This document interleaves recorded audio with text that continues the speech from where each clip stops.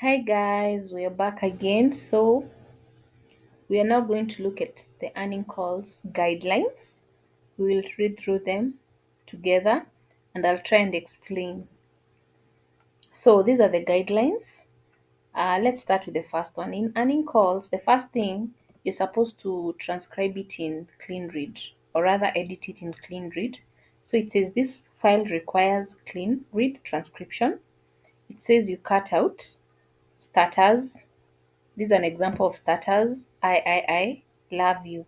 Like this is more of a repetition. You cut out this, the repetitions, and then we have unnecessary filler words. You're also supposed to cut out that. These filler words are like such things. So love you.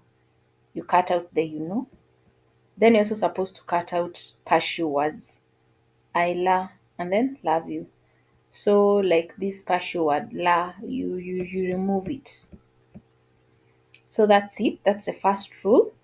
You're also supposed to keep several things like four stats, and it says use a double dash with a space on each side.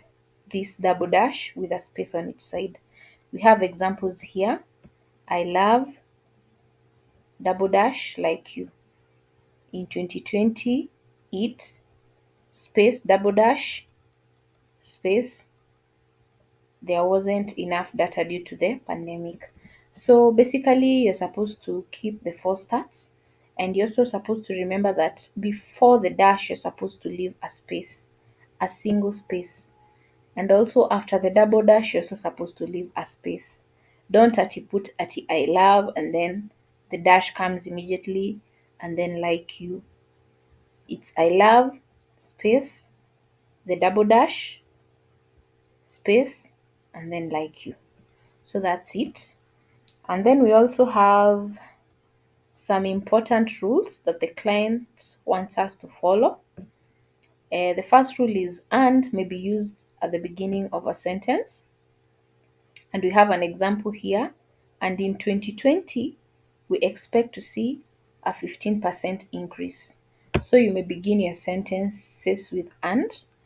The second rule is use symbols only when next to a number.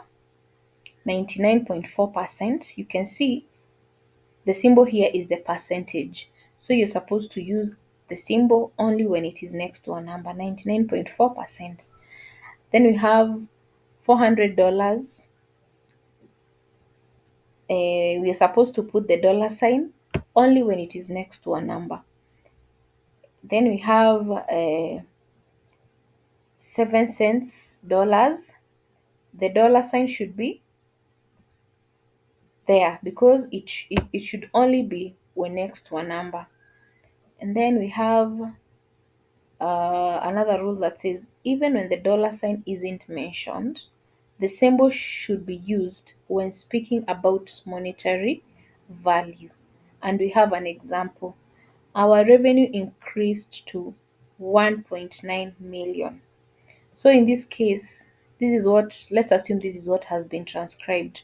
And the rule says when a dollar sign is mentioned, and they're speaking when a dollar sign when the word dollar isn't mentioned and they're talking about monetary value or monetary figures, you're supposed to include the dollar sign.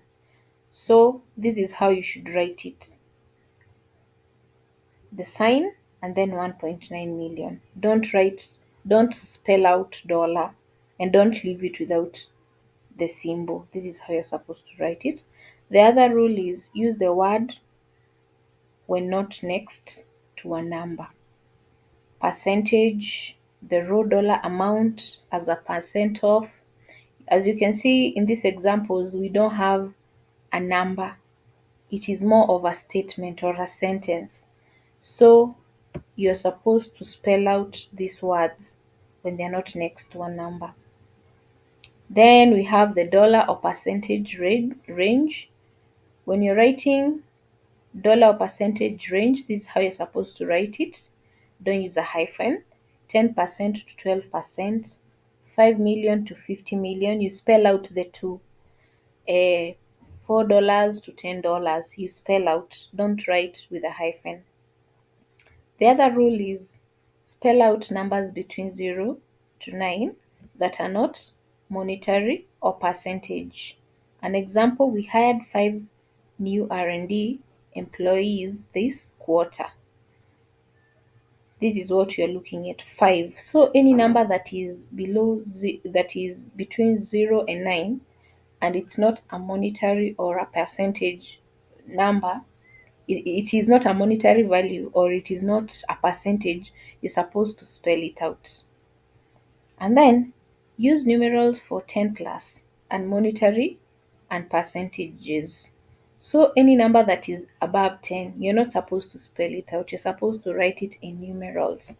And we have an example here. The company will share over 15 reports in the next fiscal year. 15. 15 is above 10. So we're supposed to write it in numerals. And then we have 4% increase.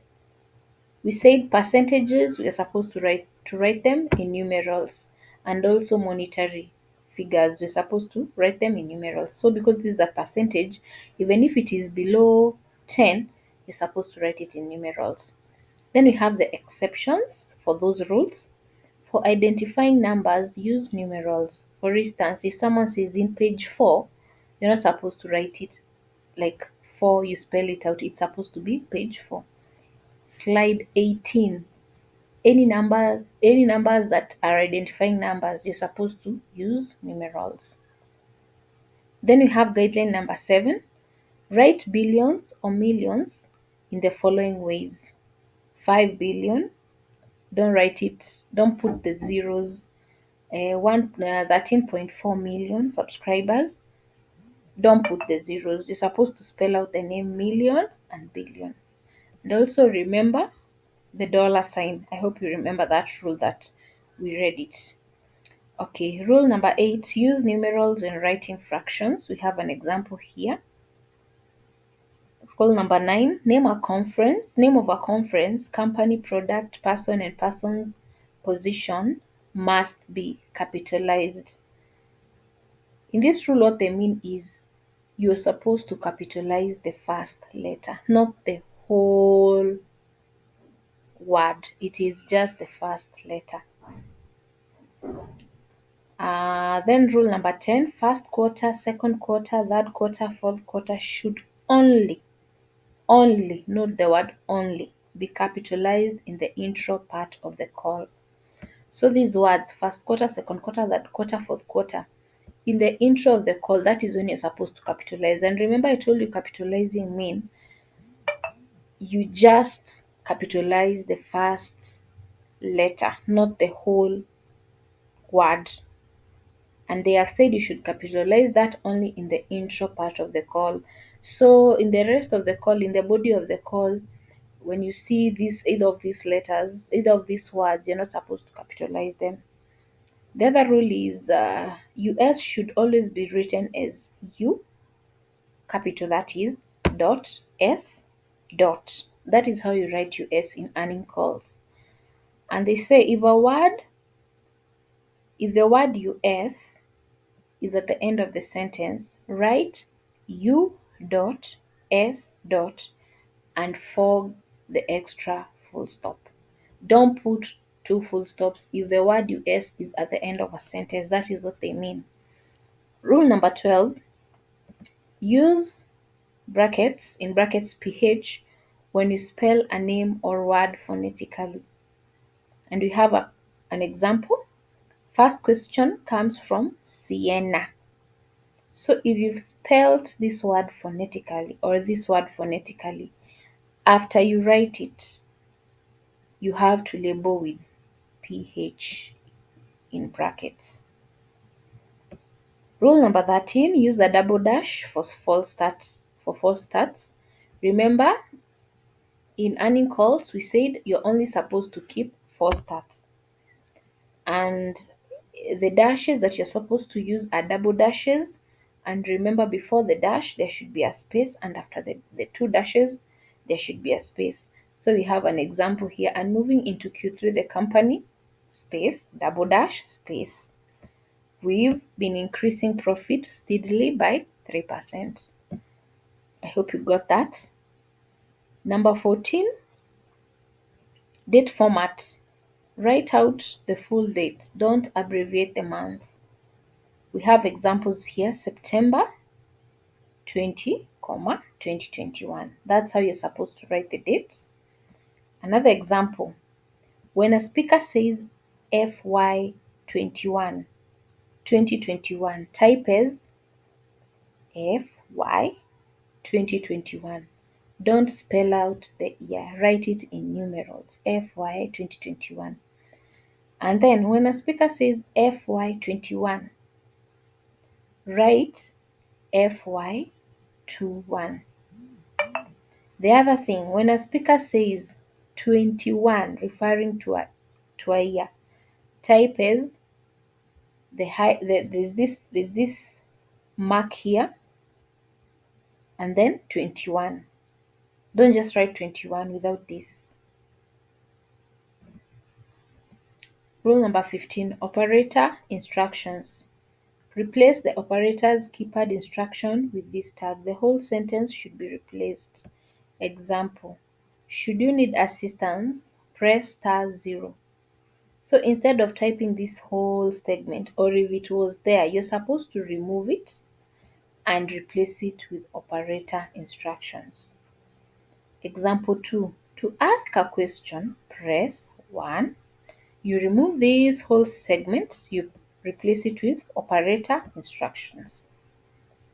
Number 16, write etc. as etc with a period. I think that's clear. Number 17, transcribe lists in the following ways. 1, this is the first item. 2, just note these are in numerals. 2, this is the second item. So that is how you're supposed to transcribe lists. Okay. The other thing is foreign language. If a speaker speaks in a language other than English, mark it as foreign language. You should note, you see we have some brackets here.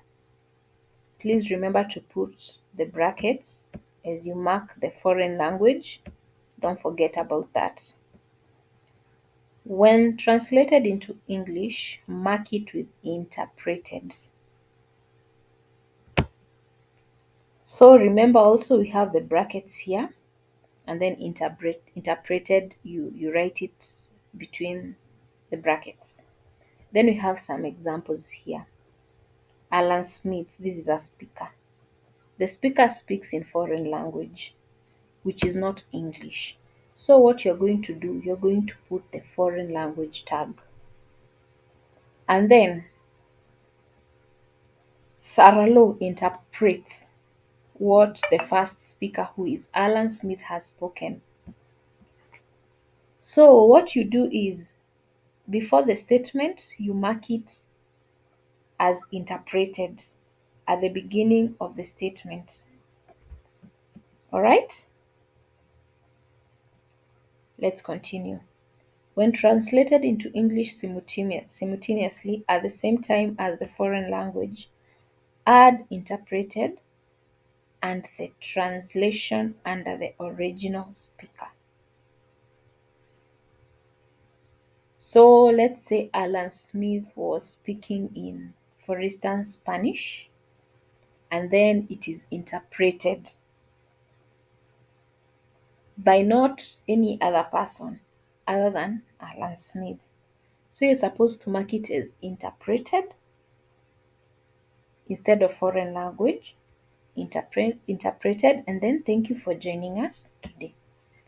I hope you have understood until there, guys. That's why I tell you there's a comment section down below. If you have any question, please feel free to ask. I will answer. And then do not add interpreted to every new paragraph. Use it only when a new speaker starts. I think that is clear. We also have common terms in earning calls. And these common terms should be spelled exactly as follows. Sec filings, this is how you should write it if you come across such terms. Form 10K, you're supposed to write it that way. Form 10Q, non-GAAP financial measures, Reg G or Regulation G, EBITDA, P&L, RevPAR, fiscal year, Q&A, Q1, Q2, Q3, Q4. How do we pronounce this? NASDAQ, net loss, mergers and acquisitions, in brackets M&A. You might find this as M&A or it is spelled out mergers and acquisitions. If it is spelled out as mergers and acquisitions, write it as this, mergers and acquisitions. If you hear it as M&A, write it as M&A. Then we have safe harbor or forward-looking statements. You're supposed to write it exactly like this. Then we have capex. Then we have COVID-19. All these words, you're supposed to write it as they have indicated here. Take note of where we have hyphens in these words, or where there's capitalizations, or where there's all those things, hyphens, capitalizations, the and sign. This is exactly how you're supposed to write these words. After that, now we go to the tools of Trax. This basically tells you how you're going to join earning calls and how you're going to access jobs. And as I told you, I did a previous video on Trax. It is pretty much the same way as they are trying to explain this. So please go to the link. I will put it in the description box. Look at it and you will understand. That's why I tell you these things are correlated and we need to be in the same page. So let's go through them. There are two important tools for Trax besides the Verbit platform. And they're saying we have Slack and we have guidelines.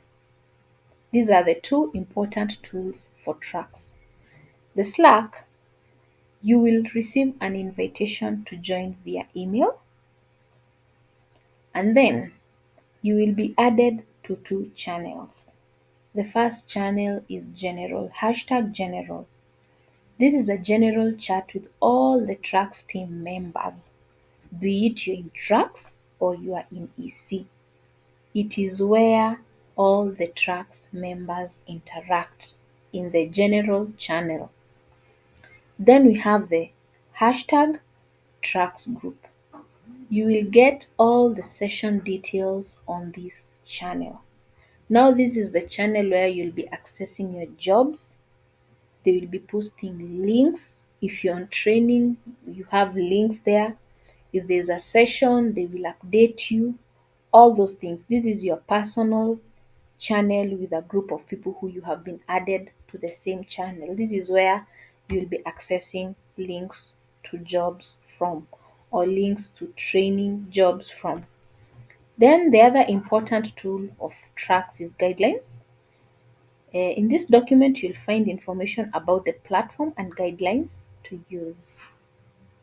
That is clear. Number two, make sure you have it saved in your browser so you can easily access it.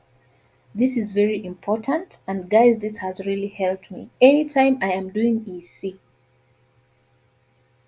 EC is very delicate, and by delicate I mean you need to be very keen. Anytime I'm doing my EC, I'm always make sure I have a tag that is open, which has the guidelines. So that like for instance, these words that we were looking at, COVID-19, how to write them, you might be a bit confused.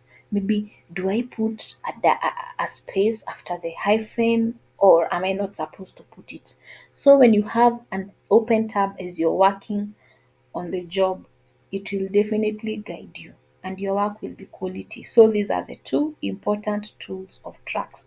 Without these two guys, there's nothing you can do. You won't go far, you'll be kicked out. So these are two, especially the guidelines. They're the two important tools of Trax, as they have said. So the general guidelines, they are saying before the session, if you cannot attend one of the sessions, inform us as soon as possible in the Slack channel EC group. You will be asked to confirm you're attending a session 1 hour to 30 minutes before the session in the Slack channel EC group. All right. Accessing the job. Make sure you're logged in to your regular platform. This they mean that as much as yes you have, let's assume you are intending to attend a session, you're supposed to make sure in your Verbit account you are logged in. The session usually starts at the scheduled time. Sometimes there are delays. You will receive the information in the Slack channel. So once you click the link that has been sent to you, if you're in training, for instance, when you receive the link in the Slack and click the link will direct you to your Verbit account. You're supposed to log in. Once you log in, you're directed direct to the job and you cannot begin the job. Number 3, once the session is ready, you'll be asked to join by accessing the job via a link provided in the Slack channel. I have explained that, guys. And remember, there's a video I did. I have explained that in detail. Check it out. It will really help you. Then we have the training sessions. You must attend the first 8 sessions after the webinar. They are currently scheduled for Mondays, Wednesdays, and Fridays at 12 p.m. noon UTC. I think I need to explain this a bit. Guys, literally when they say 12 p.m. noon, you're supposed to look 12 p.m. in UTC. You're supposed to convert it to your local time. Assuming you're in Lusaka, Zambia, convert 12 p.m. UTC to Zambia. See what time that is. If you're in Egypt, convert. If you're in anywhere, Uganda, convert that time from UTC to your local time. All right. The first session is for you to play around and get to know the platform. This is where you should use all the shortcuts. Add and edit glossary terms. Play around with all the context menu options, etc. We will not be testing you on the first session. So the first session, they are not strict. It is for you to familiarize yourself with the tools. Number 3, sessions are scheduled for an hour, but they can last longer. And also in some cases, they might be shorter. Yeah. And then they're saying, please familiarize yourself and use Verbit's clean guideline rules. Let's go to about the platform.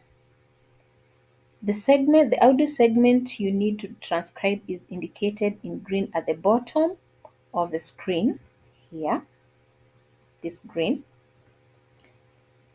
You do not need to transcribe anything in the audio's gray area. It is exclusively to provide forward and backward context. The audio will start automatically when you get the segment. If you click on a word, the audio will play starting at that word. You must listen to the entire segment. You need to transcribe before submitting a task. You'll not be able to submit a task before you finish listening to the audio. This is how the audio bar will look like if you miss a part of the audio and try to submit the task. So this is how it will look like. If you're trying to submit and you have not listened to the whole green segment, like this is where you're supposed to transcribe, and you're trying to submit, this is how it will look like. It will have this red place, and it will pop a notification for you telling you to listen to the whole segment before you you submit. And then we have shortcuts. I use control space to play or pause. Use control, we have the backward arrow and the forward arrow to rewind or forward the audio. Use Alt and S to go to the beginning of the segment. Use Alt and the greater than sign to increase the speed. Use Alt and the less than sign to decrease the speed. Separating speakers. Whenever there is a change in speakers, you will see a person icon and line delimiting where the speaker started and finished. So this one maybe I can try to explain it to you a bit. So for instance, you are transcribing and this is a speaker, and then you realize now this is a whole different speaker. Or maybe this is a speaker, and maybe another speaker comes in from here. So what you do, you place the cursor here and press enter. This segment will automatically go here. It will come up to another box, like it's a different speaker. I don't know whether I'm clear on that. Yeah, that's what they mean. If a speaker changes, if the speaker changes are not indicated correctly, press enter to split the text into a new paragraph to indicate a speaker change. This is what I was actually trying to explain to you. Number two, make sure you do this at the start of each segment too. If a speaker is different from the one in the gray area. Number three, if you want to undo a speaker split, place the cursor at the beginning of the paragraph and press backspace. Special situations. What happens if there is no text in my segment? It means the R did not pick any words. It could be that there is music, no sound, or an error. Listen to the audio and add text if the R missed it. If there is no speech, publish the segment empty. I think that's clear. Then we have the glossary. There's no need to research outside the Trax platform as there's a glossary. Principal names, addresses, professional terms will be added in the glossary. It is important that everyone uses and updates the glossary terms to provide consistency throughout the transcript, assist other transcribers to resolve unclears, and provide a higher quality transcript. Update all names, locations, and terms according to the glossary. Please note that the glossary is only for names, places, professional terms. Do not add any regular words. To open the glossary, stand on the word or words. Open the glossary with Ctrl and G. Alright? To add to the glossary, check the word or words you are looking up if they already exist. If it exists, use the down arrow key to select the term and press enter to update. It will automatically replace the words you highlighted and will appear in blue. Alright? This is what they mean. It will appear in blue. 3. If the exact term doesn't exist, move down to the bottom of the glossary and select add. Press enter to add it to the glossary. You will need to indicate that type of term. A. Person, for people's names and titles. Place, that is geographical place, address, and location. And then we have the general term, that is any other professional term. So this is what they are talking about. As you're adding a name, you're given an option. Do you want, is it a person's name? Is it a place? Is it a professional term? That is what they mean. If you find a misspelled glossary entry or you incorrectly enter the term, edit in the glossary. To edit a glossary term, press down arrow key to select the term. Press the arrow key towards the right, select Edit and press Enter. Suggestions. The platform will indicate where there is a word that appears or could appear in the glossary. This will be indicated with a blue dashed underline. So like for instance, Brian Edward, what is this name? This. So this is a word that you need to add it to the glossary. All right. When you see a suggestion, you can take action if needed by opening the context menu. Context menu. Open the context menu, Control plus D. You can A. Accept the suggestion, B. Search the additional terms in the glossary, C. Mark inaudible, D. Remove the suggestion. Then we have number 3. Use your common sense and decide when a suggestion should be updated according to the glossary, when to remove the suggestion, and when to ignore the suggestion completely. Waiting for tasks. It is expected to wait for tasks in between segments. You will get a message saying you are waiting for a new task, sometimes for more than a few minutes. During this time, check and edit, if needed, glossary terms from the bar on the top right side of the screen. Here on the top right side of the screen, this is where you can edit those terms in the glossary. Unclear or inaudibles. There are two cases. If a word is unclear, you're not sure what was said but you can guess, then highlight the word or words, click Alt and question mark.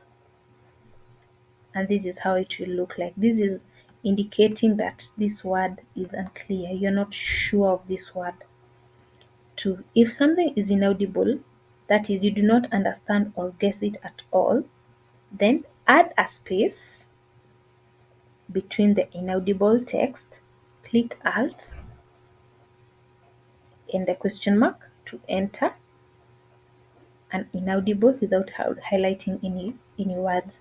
If you had something that you have no idea completely what it is, you can't even guess, is what they mean.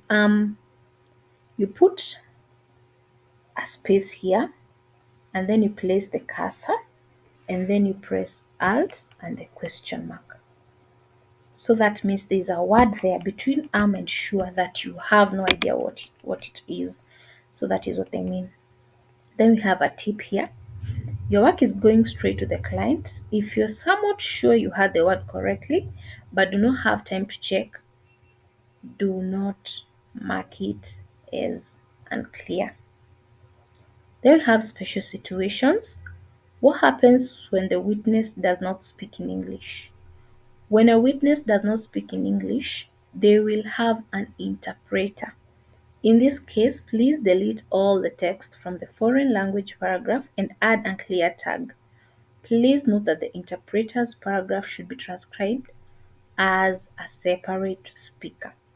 So for instance, this is English. As you can all see, the firefighters came to check your head, and then maybe this person speaks in another language. Let me use an example of Spanish because, guys, I love Spanish. I have no idea, how it's spoken, but I just love it. Let's assume this is Spanish. So what you're supposed to do, you're supposed to undo, like you cancel the whole statements that have been written and mark it with unclear. That is Alt and the question mark. This is how you're supposed to mark foreign language. These are different speaker, these are different speaker. They are both speaking on in a foreign language or in a language that's not English. Then these are also another speaker that comes in with English. So you transcribe it in English. Then we have shortcuts for Windows. We have publish, that is Alt and P, glossary, Control and G, context, Control and D, and clear, Alt and question mark, play or pause, Control and space, 2 seconds back, that is control, and the backwards arrow, 2 seconds forward, control, and the forward arrow towards the right. Replay task, Alt and S. Yeah. Increase speed, Alt and the greater sign. Decrease, Alt and the less sign. I think that's clear, guys. So basically, in addition, Control and Shift, or Control and Shift, and the arrow or the back sign, it is to highlight words. Control and Z or Control and Y, it is to undo or redo. Control and C or Control and V, it is copy paste. Enter to split text into a new paragraph on your speaker. Backspace to merge the current paragraph with the previous. Cursor needs to be at the first position in a paragraph. Delete to merge the next paragraph with the current. Cursor needs to be at the last position in a paragraph. Tip: memorizing all the shortcuts will save you tons of time. This is very true. You need to memorize them. They are not so much. You just need a few sessions and you'll be good. So validations. Validations are recommendations of to change something in the segment. Of course, this is an additional tool that will help you improve your transcription. It is important to understand that validations are there to help, they're not instructions. Remember, the basic transcription rules and guidelines always take precedence. Make sure you read the reason for the validation in the pop-up. Note that there will be cases where you will need to use your judgment and decide if you need to change the word or if it's an exception. Please refer to the validation feature explanation. Take a break. Please refer to the take a break feature. Publishing. You have roughly between 1 or 2 minutes to complete each segment depending on the length of the audio. Check how long you have left to complete the segment in the timer above the blue arrow on the right screen. Use Alt and P to publish the segment once you are done. You can also click the blue button. This is what they mean. This is where you look how many minutes do you have to edit this segment before you publish it.